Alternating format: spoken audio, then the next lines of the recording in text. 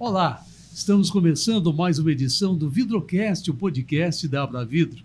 Eu sou Amorim Leite e estamos em nosso estúdio especial montado na Glass South America 2025. Neste episódio vamos conversar com o arquiteto Celso Raiol, do escritório carioca Cité Arquitetura. Ele palestrou na Arena de Conteúdo da Glass 2025 sobre o momento do retrofit no Rio de Janeiro.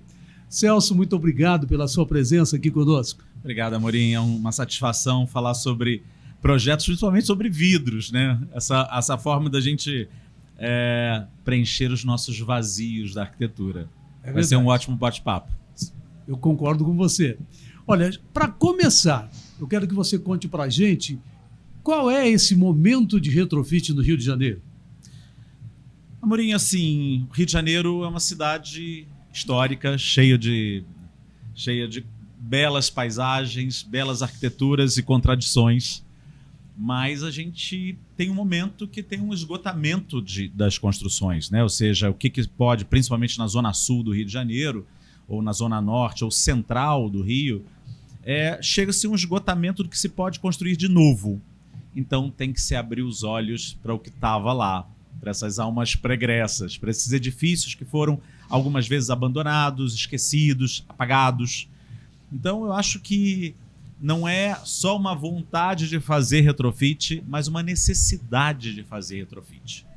E nesse caminho existiu agora uma lei de incentivo, que é o Reviver Centro, que tem impulsionado muito esse sistema, porque existem benefícios para você construir no centro, migrando o potencial dessas construções para a zona sul do Rio de Janeiro. Ou seja, em alguns momentos eu consigo verticalizar mais no Leblon, eu consigo ter uma maior densidade em Ipanema em função disso. Então, eu acho que tem uma vontade de ver a cidade melhor, uma vontade de procurar caminhos que requalifiquem edifícios que estavam abandonados, mas tem um incentivo público para isso, que eu acho que é sempre essa engrenagem, né? Então, e tem surgido os bons exemplos. Eu acho que isso tem se desmistificou. O retrofit tinha uma questão de custos altos, a surpresa na construção, porque você vai começar a fazer alguma coisa e pode surpreender que tem que fazer um reforço de estrutura, alguma coisa desse tipo, mas eu acho que o benefício disso e das reversões em vendas e velocidade de vendas tem estimulado o mercado. A gente já partiu para o tema retrofit, etc., mas antes de eu voltar para você e você me falar dos exemplos que você tem e talvez os exemplos citados na sua palestra, como você define um retrofit? Retrofit, na verdade, é um nome para uma renovação, né? O retrofit é um nome bonitinho para a gente chamar, mas eu acho que é muitas vezes o edifício que muda a sua história. Ele era um edifício residencial que vira comercial, é um comercial que vira residencial. O que a gente está vendo no Rio de Janeiro muito é o comercial. Aqui no centro de São Paulo a mesma coisa. A gente com o esvaziamento de alguns edifícios de escritório que podem converter-se em edifícios residenciais que dão densidade, dão público, lugares que têm uma certa... já tem, né, preparado com sistemas de transporte qualificado, tem proximidade em várias cidades de 15 minutos e que precisava de população. Então, e o retrofit vem nisso, né, dessa forma de conjugar, trazer de volta esse edifício para a cidade com uma nova utilização. E com uma repaginação, né, alguma coisa, uma atualização, principalmente de programas, algumas vezes com a facilidade, por exemplo, o vidro entra muito nisso, por exemplo, em algumas colocações, algumas coberturas que eram fragilizadas e de repente pode se abrir mais iluminação em determinado momento. Então acho que são essa conjugação de um edifício que volta a ter protagonismo na cidade. Então aproveita então nessa linha que você já iniciou, me conte aí algumas histórias, alguns cases e como você solucionou, que vidro você utilizou nesses cases, nesses retrofits lá do Rio de Janeiro. Olha só, eu estou falando de vidro porque assim, uma coisa, o Rio de Janeiro faz parte dessa nossa história aqui hoje da palestra, mas a gente viu que o vidro solucionou muita coisa em algumas construções. Acabei de voltar de Berlim e o parlamento lá, o Reichstag lá, o Norman Foster fez uma cobertura que tinha sido destruída na guerra, refaz isso em vidro. E a própria pirâmide do Louvre, né? Talvez se fosse de concreto, se fosse de outro material, não teria essa transparência e que chocasse menos o que é passado do que é futuro. Então, eu acho que assim, no Rio de Janeiro, a gente está fazendo o Hotel Glória, por exemplo, que é um dos exemplos de uma arquitetura que estava silenciada, tinha sido completamente destruída e que tem que voltar a existir. Então, os vidros Infinity, para poder mostrar a paisagem, a gente está no coração do Flamengo, com uma vista panorâmica para todos os cartões postais do Rio de Janeiro.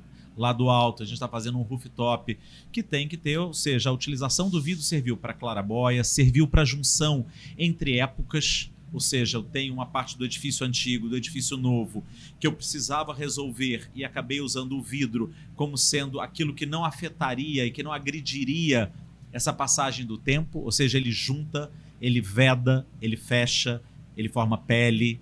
Então, acho que a gente usou o vidro de várias formas, das várias possibilidades que ele tem para agregar na arquitetura. E no Retrofit foi exatamente isso que aconteceu. A gente, principalmente essas costuras de época, esse elemento transparente, translúcido, que dá mais leveza, foi muito bom para poder fazer esse cruzamento entre o presente, o passado e o futuro. Qual o papel do material para a renovação de edificações antigas? Como é que você utiliza isso? Vamos lá, assim, a gente tem um certo número de elementos que a gente está utilizando nesse projeto. Muitas vezes nós tínhamos limitações desses retrofits, até, por exemplo, de edifícios que não são tão antigos, não são tão clássicos. Por exemplo, que tinham vindo bronze. A gente está fazendo um muito específico agora. Um edifício de 50 anos. Eu não acho tão velho, que eu estou com 57, estou achando ótimo. Mas era um senhor, digamos. E o vidro era bronze. A gente não tinha tanta qualificação do vidro, tanta especificidade que protegesse contra os raios X, os raios Y. E a gente tinha que usar vidros que apenas, né, por conta de uma posição, da insolação, tivessem que ajudar a proteger. Então a gente caiu muito, por exemplo, esse é um edifício na Praia do Leblon. Um Rio de Janeiro com a exuberância de luz que nós temos, que a claridade, com um vidro bronze, perdia parte desse encantamento. Porque a gente não tinha outro vidro que substituísse tecnologicamente essa situação. Então o vidro bronze amortecia um pouco tudo isso. Então hoje a gente já tem vidros que hoje a gente está trocando todos os vidros do prédio, um dos edifícios mais importantes do Leblon, por um vidro que tenha transparência, mas também tenha as suas superfícies de semi-reflexão, para que se ajuste a cada fachada. Isso também eu acho que é uma coisa da tecnologia. Antigamente tinha um tipo de vidro que tinha que suprir todas as, sei lá, fachada sul, norte, leste, oeste. Era um vidro só, uma capacitação só.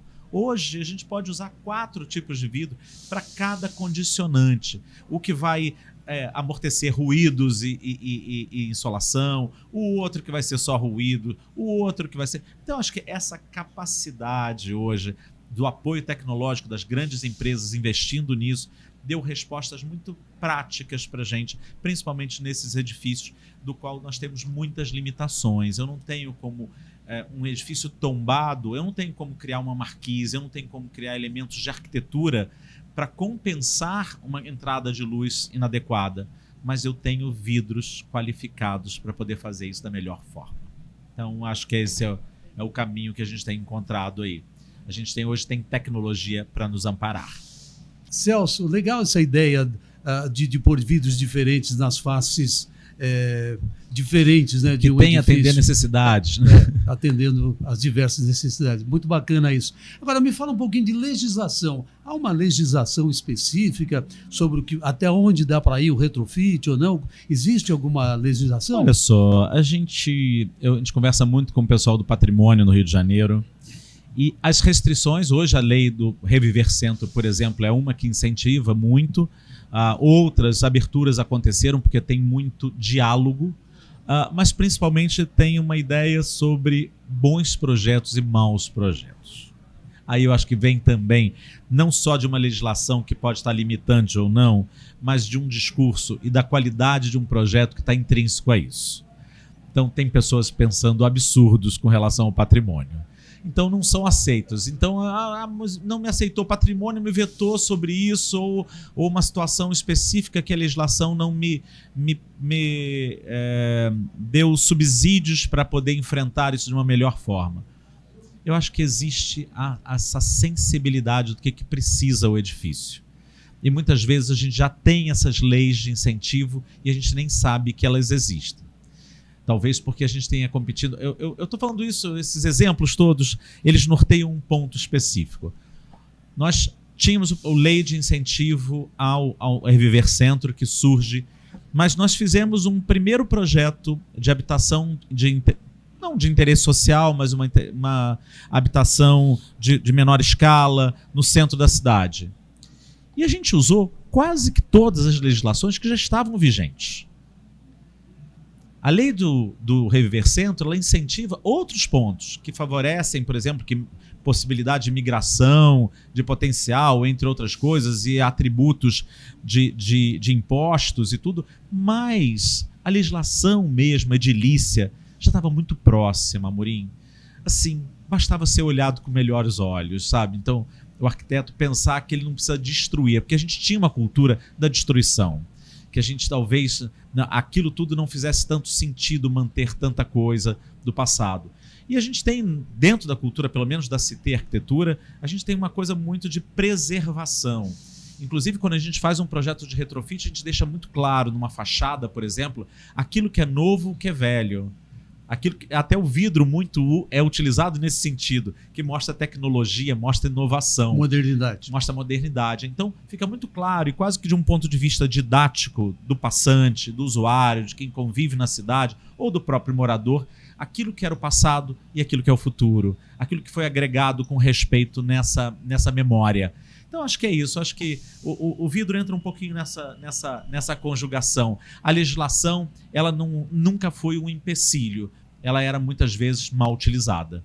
Agora, incentivos através da legislação, essas eu acho que são muito importantes para que a coisa aconteça. Sem contar também nessa questão do novo material, que, além de ele não veio só para modernizar, para dar uma cara diferente, moderna, mas veio também para melhorar, para dar bem-estar, para dar conforto ao usuário, não é? Da edificação. Não, totalmente. Ou seja, você está numa sala. Eu me lembro que assim, a gente ficava, de alguma forma, protegendo algumas situações, botando os brises, os brissolés. A gente criou um repertório enorme de elementos na arquitetura que faziam essa proteção. E muitas vezes a gente tinha uma vista, uma fachada norte, estou no Nordeste, estou no Recife, eu tinha uma bela vista da praia de Boa Viagem e eu não podia olhar para aquilo, porque aquilo é fachada norte, prejudicaria muito. Aí eu teria que usar brises, eu teria que usar alguns outros elementos. Hoje, basta um vidro com as condicionantes para que isso ocorra. Então, acho que isso veio uma diferença, entendeu? Assim, a gente fazia uma arquitetura quase que protegida e meio que aparamentada de elementos que muitas vezes ganhava nessas sensações térmicas, mas deixava de propiciar uma melhor vista para esses panoramas todos, essa beleza que é a nossa natureza no Brasil. Então, acho que a gente consegue hoje, com esses artifícios e com essa tecnologia, com a indústria apoiando mais as nossas soluções, a gente consegue extrair o melhor de cada lugar onde a gente faz projeto. Quando a gente ouve você falando, a gente vê que você conhece o que está falando, fala sorrindo, seus olhos brilham. Você acha que falta conhecimento, de forma geral, tanto para os especificadores como também para os consumidores, com relação aos benefícios que o vidro pode oferecer? Falta muito.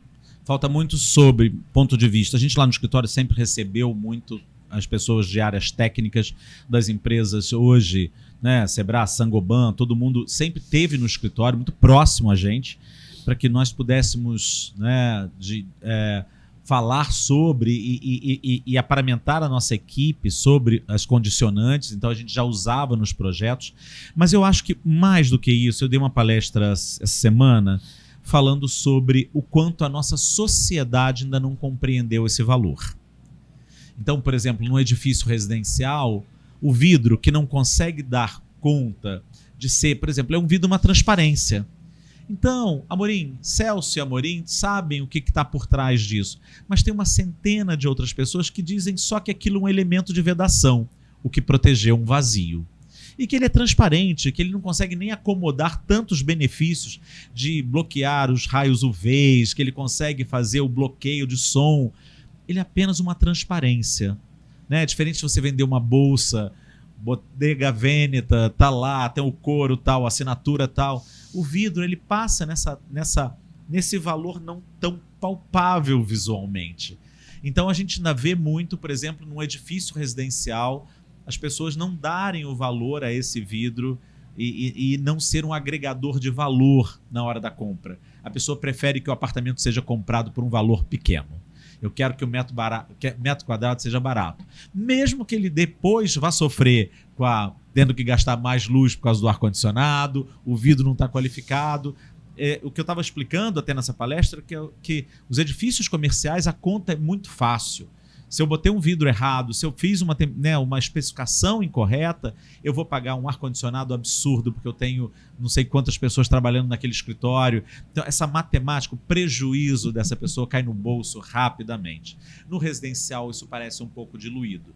Então, acho que a gente ainda tem aí, eu sempre falei com essas pessoas que estiveram no escritório, que a gente precisava fazer uma campanha maior para a sociedade, não para pares, porque senão parece que a gente está fazendo a propaganda do vidro só para arquitetos, especificadores e engenheiros. Esses já sabem o valor, mas quem compra um imóvel hoje desconhece ainda bastante dessas vantagens que ele poderia ter na vida dele. Então você aconselha a gente ter um trabalho de divulgação mais para baixo. Saia de pares, saia dos pares. Uhum. Vá para a sociedade, faça entender que o valor do vidro, até por exemplo, numa loja a gente tem uma Leroy Merlin, uma Leroy Merlin, tem todos os produtos para construção, mas o vidro não está ali tão expressivo. Talvez tivesse que ter algumas coisas, como tivesse mais um engajamento, mais um educar das pessoas, educar da sociedade com relação a isso, sabe? Eu vejo que, por exemplo, falando sobre luz, não tem nada a ver com vidro, mas luz, mas que de certa forma tem. Minha mãe faleceu alguns anos atrás e ela foi para o hospital, a primeira vez que ela foi, tinha uma luz amarela, o hospital tinha sido todo reformulado, os móveis eram meio amadeirados, o piso. Minha mãe ficou super bem, falou assim, meu filho, parece que a gente está num hotel. Passados uns dias ela teve que voltar, ficou num outro quadro da ala antiga, tudo era meio cinza, a luz era branca. Minha mãe começou a ter um ataque de pânico, desesperada, porque ela estava se sentindo mal, coagida e tudo. De repente, ela falou assim, mãe, é a luz, aqui tem menos janela, aqui tem menos, as janelas do outro eram grandes, com vidros grandes. Esse era um vidro, inclusive, meio canelado, porque eles não queriam que fosse visto o que estava por trás. Conclusão, minha mãe, vamos apagar todas as luzes. Encontramos na televisão um canal que tivesse uma luz mais amarelada e a Amorim, ela foi acalmando e ficou bem. Então, a gente não repara o quanto a entrada de luz natural, a luz artificial, mas aquilo que nos alimenta, que nos torna, né, de certa forma, mais motivados, está influenciando. Então, a escolha desse vidro, a escolha, o tamanho do vidro, o tamanho de uma janela que a gente não precisa mais, não é um castelo que precisava ser pequenininho, mas a gente tem uma janela fita, tem uma janela maior, que pode estar com essas condicionantes técnicas que suprem essas possibilidades de manter a bela vista descortinada para as paisagens do Rio de Janeiro ou do Brasil de uma maneira geral. Tô puxando o saco para minha sardinha. Mas é isso, acho que hoje a gente já tem esses caminhos, mas eu acho que ainda falta conhecimento, inclusive para exigência. Eu queria muito que chegasse algum consumidor de um prédio e falasse assim, estou comprando, mas quero saber sobre os vidros que estão sendo colocados no meu. As pessoas estão preocupadas com o porcelanato, com a madeira, com as parcelas, com o número de parcelas, mas com o vidro tão determinante para essa economia que depois vai influenciar tanto sutilmente na vida dessas pessoas, ainda há um desconhecimento.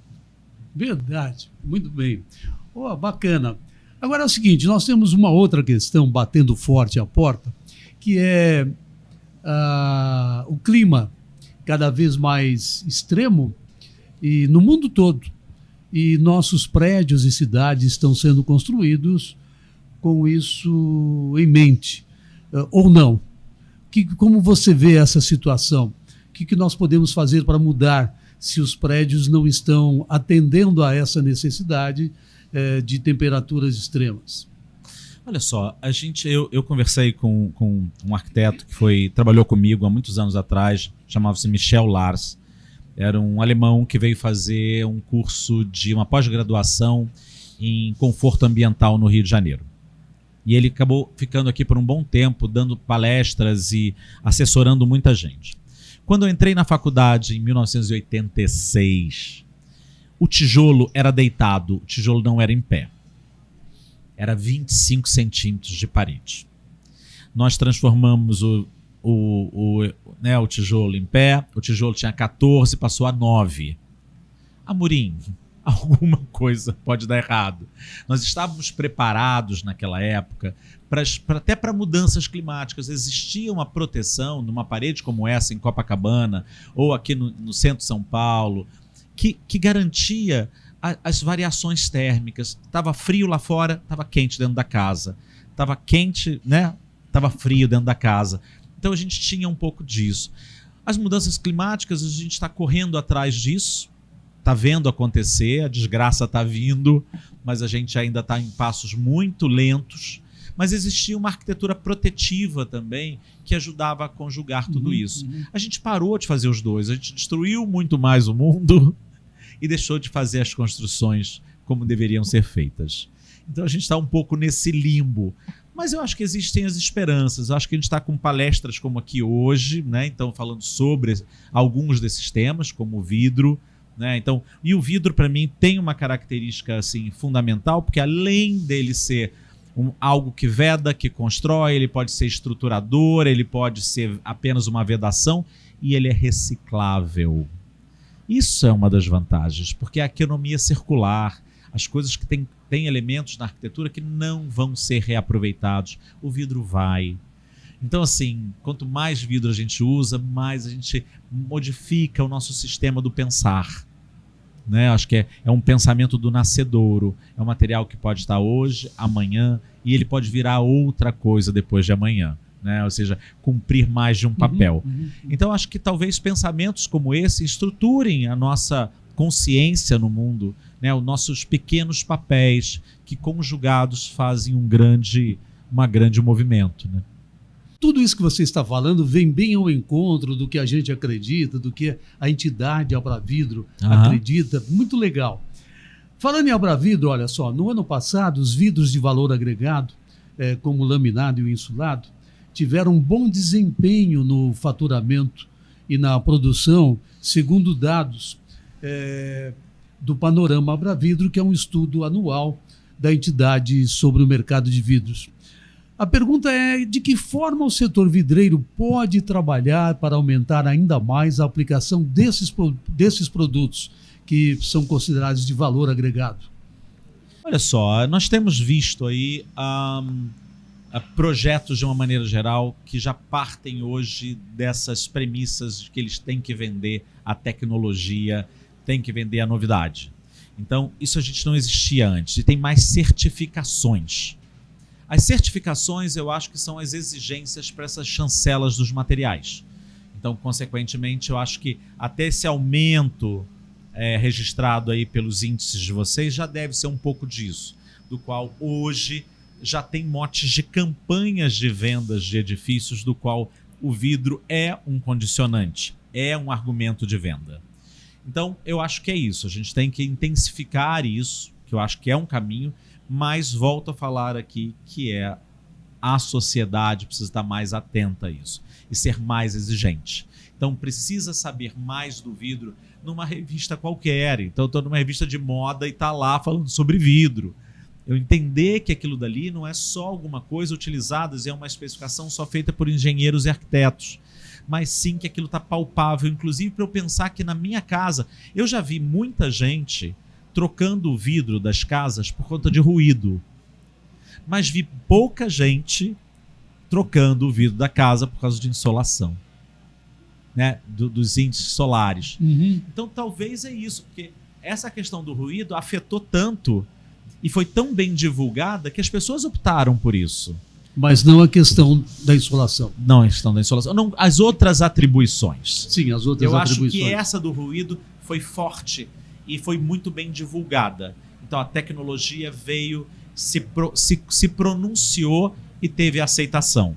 E tem muita gente que mora em Copacabana, mora na 23, ou seja, que tem ruídos e que entendeu que aquilo fazia sentido. Mas ainda para insolação ou para questões dos raios solares e etc, para o conforto, ainda está um pouco aquém. Eu acho que é hora desses avanços. Então você acha que há espaço para o vidro na arquitetura avançar? Com certeza, com certeza.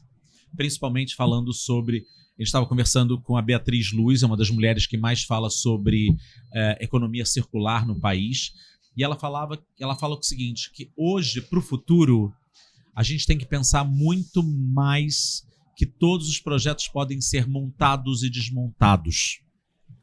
Que a gente tem que evitar das demolições, porque essas sim é que são muito prejudiciais ao meio ambiente. Mas a montagem, a desmontagem, então ela preconiza um pouquinho a fala sobre as construções em madeira, em ferro ou em vidro. Porque essas eu posso montar, desmontar, transformar um retrofit muito mais fácil de ser feito para as adaptações do futuro. Tá? Mande um recado para os seus colegas arquitetos, para os consumidores, para possíveis clientes. Mande um recado especial nesse contexto retrofit, do uso do vidro, de melhorias na arquitetura. Repertório. Tem que viajar, tem que pesquisar e tem que saber como pode ser utilizado. Porque tem horas que as situações não são as mais prováveis. Talvez eu fosse botar um telhado de barro, mas se eu vi algum detalhe de vidro sendo construído e rapidamente, que teve as facilidades de construção, que teve a facilidade de aplicação, que me trouxe benefícios importantes, vamos usar o vidro. Então, acho que repertório sempre vai ser o fundamental. Eu estou fazendo um projeto agora, Amorim, que eu tive pouco tempo. Eu estou fazendo um casa-cor do Rio de Janeiro, porque a gente faz das escalas mais variadas, estou fazendo o casa-cor. E eu entrei depois. E quando eu fui ver, já não tinha mais os móveis, ninguém podia me mandar todos os móveis iguais, porque era o bar que eu estava fazendo, que eu estou fazendo. Eu não conseguiria mais todas as tintas, porque já tinha acabado o momento de solicitar essas tintas. Eu falei assim, vamos fazer o projeto com o que a gente pode. Me lembrei de um hotel que eu fiquei, que é o Nobis Hotel, que eu fiquei em Estocolmo com meus filhos há anos atrás, aonde no lobby do hotel misturava-se todos os estilos e todas as épocas de móveis. Aquilo era uma miscelânea, quase que um mosaico entre o novo e o antigo. E eu falei assim, é essa a ideia, vamos fazer assim. E aí tá lá pronto, e todo mundo que até tinha uma dúvida falou assim, que certeiro foi essa possibilidade. Que bom ter essa referência tão rápida nesse banco de ideias, nesse banco de memórias, que possa ter dado respostas rápidas a determinadas soluções. Então, a minha dica maior é repertório. Você tem que saber, tem que pesquisar, tem que entender quais as soluções são possíveis, porque tendo isso, qualquer problema é fácil de ser solucionado. Qualquer arquitetura pode ter soluções muito práticas, esteticamente viáveis e que ganhem sucesso e muitas vezes, no meu caso do mercado imobiliário, vendas. Essa palavra repertório, cara, como eu adoro essa palavra, repertório, é isso mesmo. Tudo que alguém vai fazer, qualquer carreira que a pessoa queira seguir, se ela não tiver repertório, ela não terá sucesso. Não, eu concordo plenamente. Muito bom. Adorei. Foi muito legal bater um papo com você. Obrigado. Bom muito estar obrigado, aqui com vocês. Viu? Muito obrigado. Obrigado, Amorim. Obrigado. Nós ficamos por aqui. Nos acompanhe no YouTube, Spotify, Deezer e SoundCloud. E siga e curta o Vidrocast na sua plataforma preferida para sempre receber os nossos conteúdos. Para mais informações, você também pode ler e assinar a revista O Vidroplano e acessar nosso site e redes sociais. Até a próxima!